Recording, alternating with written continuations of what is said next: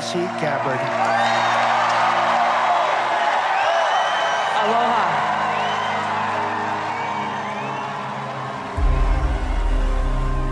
I joined the Democratic Party over 20 years ago.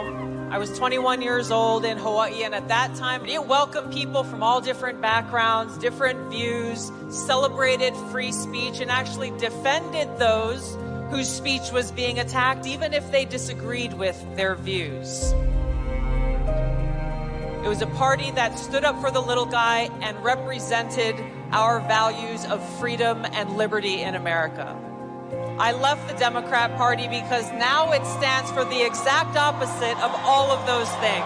Free speech is not an absolute. Social media sites, they are speaking to millions of people without oversight or regulation, and that has to stop. I never would have imagined as an American and as a soldier that we would live in a country in my lifetime where we would feel like we have to self-censor what we say, that we couldn't criticize our own government for fear of them labeling us as a domestic terrorist.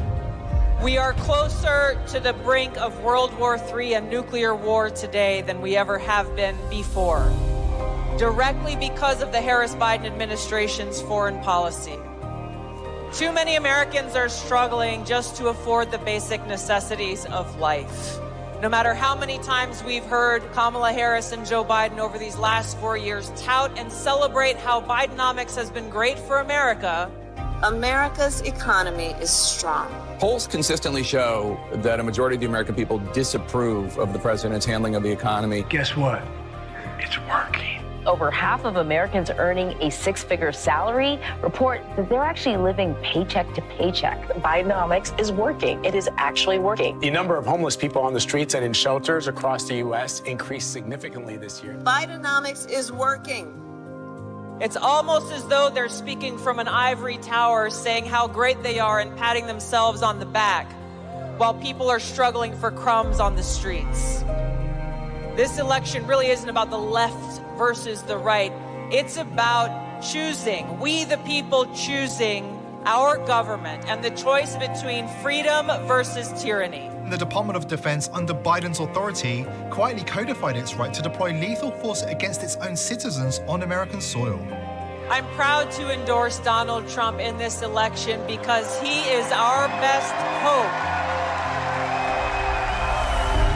Specifically because of the leadership that President Trump has brought to transform the Republican Party and bring it back to the party of the people, the party of equality, the party that was founded to fight against and end slavery in this country. It is the party of common sense and the party that is led by a president who has the courage and strength to fight for peace. Mr. Trump became the first sitting U.S. president to ever set foot inside North Korea yesterday. And this is why they will do everything possible to try to destroy him.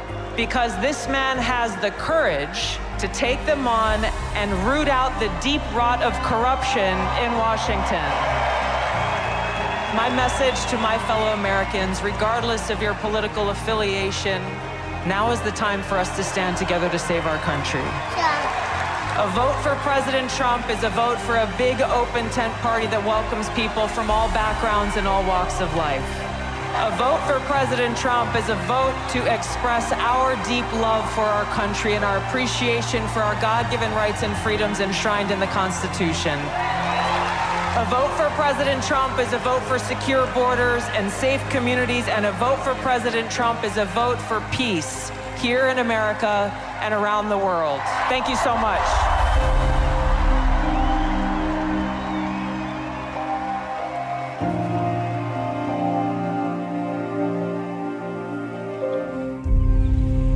Paid for by Maha Alliance and not authorized by any candidate or candidates committee.